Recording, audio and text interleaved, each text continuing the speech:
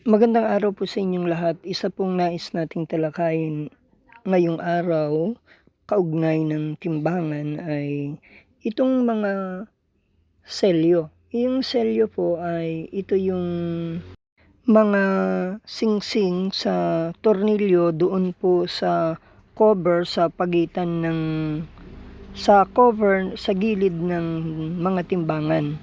Yung tornilyo po doon ay may butas at nilalagyan nila ng wire at saka palatandaan na ito ay na-testing na ng mga municipal o market inspector ng Municipal Treasury Office upang ipaalam sa tao na ito ay accurate at ito ay dumaan sa kanilang pagte-testing ng calibration kung accurate o hindi.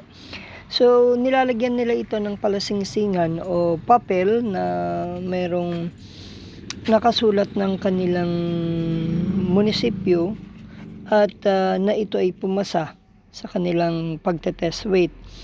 Yung iba naman, gaya dito sa aming bayan, nilalagyan na lamang nila ng packing tape at nilalagyan nila ng sulat o pirma.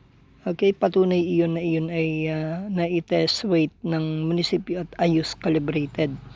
So napakahalaga po kasi ang